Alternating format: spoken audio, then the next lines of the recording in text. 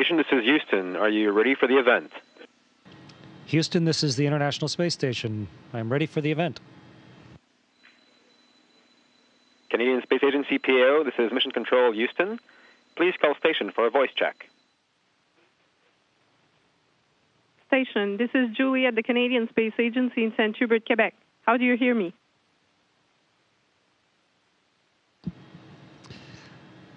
Julie, I hear you loud and clear, and nice to be talking to people at the Canadian Space Agency and everyone in Canada. Good morning. So I have journalists for you. Hi, Chris. It's Jackie. I'm from the CBC's The Nature of Things.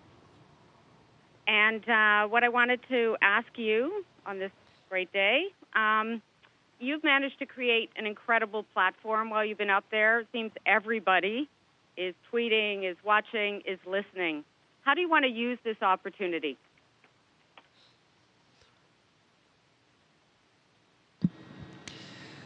You know, there are a lot of really interesting things going on in Canada right now and around the world.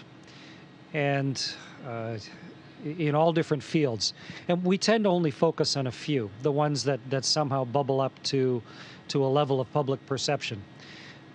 Personally, I think what we're doing in human exploration, in trying to understand our world better, trying to understand the area around our planet better, and then try to understand the rest of the universe, I think that is important.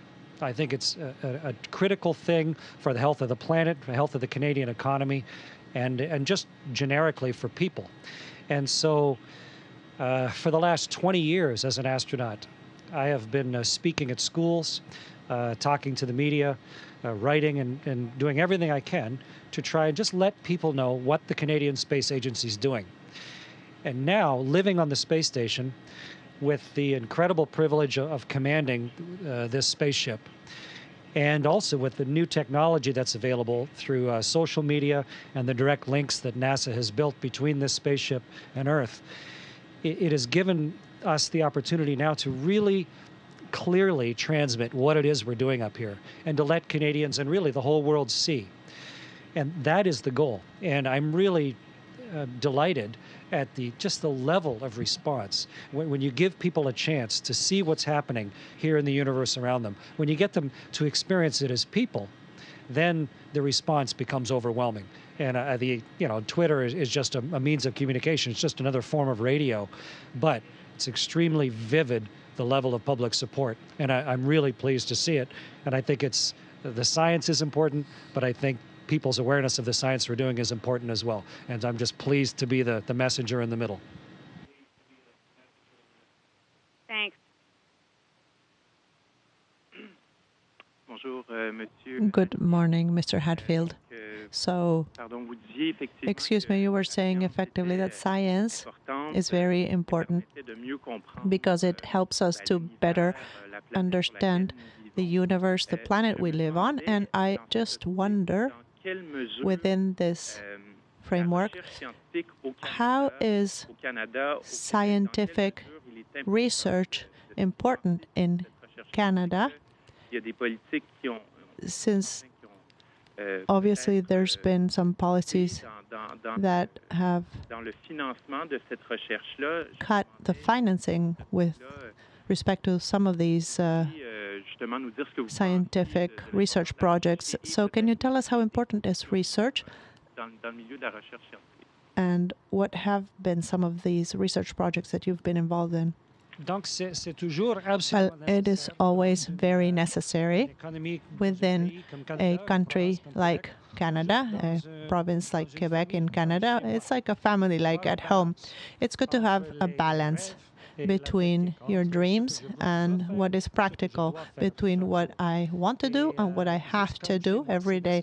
And just as it is at home, you have to use a part of the money for today and some of the money for the problems, insurance, health, and all of that stuff. But also, at the same time, you have to look at some of this and save it for the future and look out for the future to inspire my children, our children, and to be able to better understand the environment for health in the future for my family or for our country. So the big question is, what is the proper balance within this, obviously? And so for me, and in Canada, we have a fantastic balance because we have a very high quality of life, and at the same time, we have a lot of universities. We also have the opportunities for the young Canadians as never before. And it is difficult. It's maybe not the easiest moment in history, but between the First and the Second World War, it was a tough time. Every historic time, there's always problems. So this reminds us or make us think that these are the worst problems ever, but they may not be. At the same time, you always have to be thinking long term and to have a balance between today and tomorrow. And with what we do here today, we have our manipulating arm, and also we have some experiments in the station, such as the microflow that was designed and invented in Canada, in Quebec. And this is a huge improvement for blood tests for Canada. This was an invention for the station, and thanks to the money for research, we were able to do this, but also it was financed by some Canadian businesses, and it's good for Canadian health. And it's not only my decision, obviously, but me, from what I do as an astronaut, is to work as hard as possible so that every penny that is given to the agency, to me, because this is my responsibility, I fulfill it to the maximum potential for me and for the station, for the space station program, and for Canada.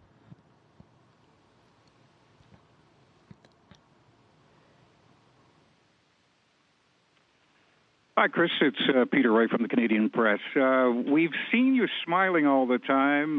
We've seen your tweets. We've seen your pictures. A question I have to ask, and people kind of wonder sometimes, is there anything you find frustrating up there? Is there anything that just gets your temper going? I just wonder if there's any difficulties you face, any frustrations that you keep to yourself, or just to keep yourself going. And if you can answer in French as well, I'd appreciate it. Peter, this is a marvelous human experience. And I mean, the only thing that gets me mad is I have to sleep. I mean, this is a tremendous opportunity, one that I've dreamed about since I was a young Canadian, and one that I've worked towards ever since. And my resolution has been to make the absolute most of it, to spend as little time sleeping as I can. If I get an extra 3 or 4 minutes, go look out the window. When I get back from this, I'm going to regret every minute that I didn't spend looking at the world, or trying small experiments, or doing things that are impossible in the rest of my life. And no, I mean, you can find beauty and pleasure in every day, or you can find frustration and hate in every day. It's kind of a personal choice. And up here, the opportunity for the pleasurable, beautiful part is overwhelmingly in the majority. So I don't let myself get that way. It's not going to help, and it's kind of counterintuitive to being in a place like this. Et en français. And so in French. Chaque jour. Every day, everybody has to choose whether you want to be frustrated or whether you want to have a good emotion, to be ready for the day and to feel fine about everything that's going to happen today. And I have been dreaming about being in the station since I was 9 or 10 years old, and I've been training for this moment all my life. So for me, the most frustrating part maybe is the need to sleep, because this takes out a couple of hours of my day. And like I said before, it is an environment that is amazing, inspiring. And when I have 3 extra minutes, we have the window. That is like a dream to look out that window. And so I would say no. I chose the emotions of being here. I can change the emotions myself. This is a personal choice. So I choose to be in a good mood and to fully appreciate the taste of being here. Hi, Chris. It's Jackie again from The Nature of Things at CBC. Because I'm here for The Nature of Things, I'm wondering if David Suzuki was up there with you, what would you want to tell him and show him about how the science in space has applications down here in the real world?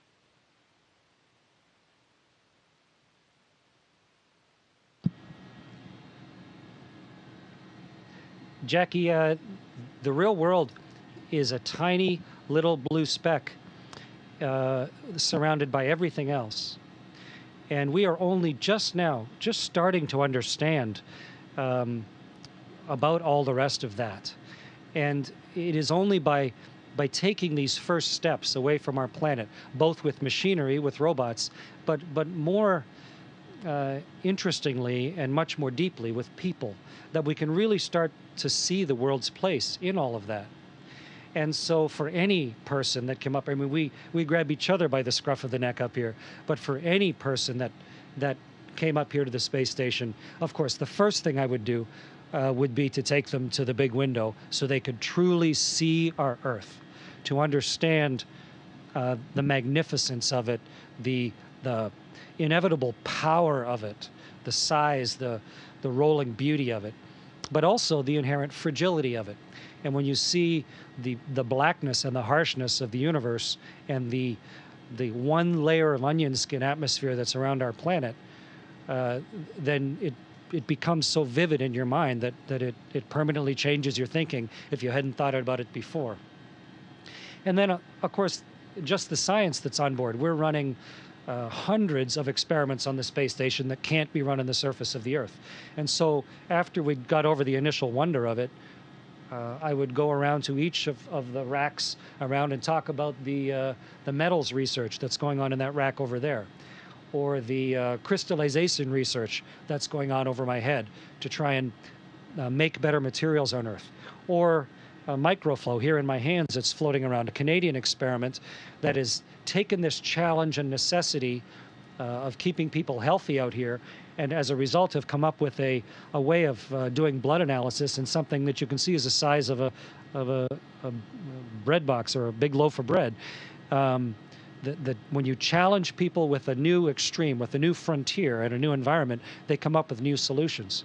And mounted to the top of this space station is the alpha magnetic spectrometer. The control computer is right here beside me, and it is trying to understand the absolute stuff of the universe. What is antimatter? What is the percentage of antimatter and dark matter, collecting dark energy from the universe? Something that has just very recently even been theorized and proven, and we are using this human platform to dig into that, to actually get out there and sample it, something that can't be done any other way. So it would be with great pleasure and pride that I would have anybody come up, and someone of David Suzuki's stature would be a wonderful guest, but also a wonderful representative of humanity to come up and really see the magnificence of what we're doing together up here.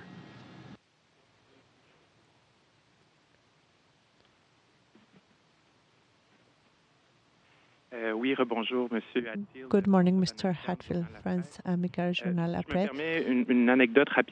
I would like to tell you a quick anecdote. I had a colleague, Mr. Richard, that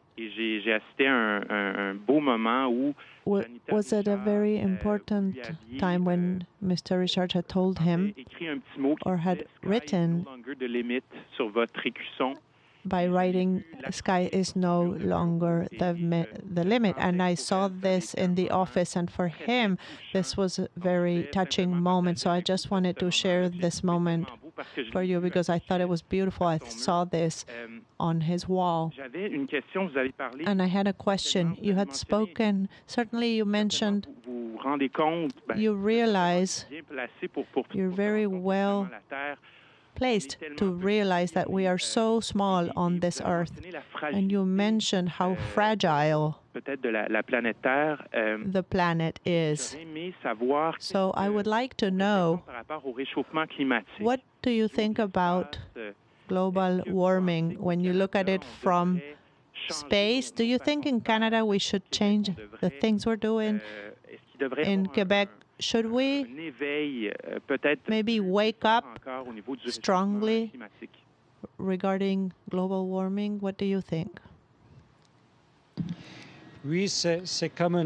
Yes, it is like having a glance here from the station when you look at Earth, because right now you can see a very large lake, not sure in French, but the Aral Sea, right between Kazakhstan and Russia. And during my life and my experience, the last 20 years, the changes there were amazing. And that was a human change that has occurred thanks to what humans have done. There was a huge lake, a great body of water. It's almost like a small ocean. And now there's almost nothing. It's just sand. And that is a result of our decisions, of what we have done. This is maybe the future for some of the other parts of the world and the planet and our country as well. So it's up to us to think about this, to see this, to know this. And it's hard to know, obviously. It's far from Canada, and you may say, this is not our problem, but that's not true. The big lakes are not unlimited. There is a limit of how much water there is in the rivers, in the lakes. So it is needed. It's very important for us to think of what we are doing. And obviously, we cannot change that quickly. The small changes are what can translate into a bigger change. And myself, as an individual, what you do, what each Canadian does, together, it is possible to make a change. But this has to be done gradually. Climate is changing naturally, and perhaps as a result of what we have done, our influence, like you said, the global warming, but it's not the first time in the planet's history, and it won't be the last. And so maybe we just need to be more responsible in the decisions we make and think of the longer term, more than 5 years, more than the upcoming elections, more than just one lifespan.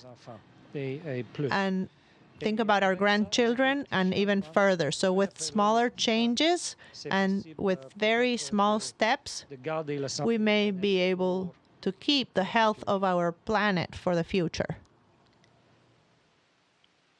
Just one quick last one, Chris. Let's talk about social media. You have over 500,000 followers, last I checked, and counting. Can we talk about that in the context of all those that you've seen out there, of all the tweets that you've had, of all the images you've shot, but particularly, was there one that stood out? And the other part is, I understand your son Evan is also helping you out on this, so we can sort of wrap the whole social media together a bit.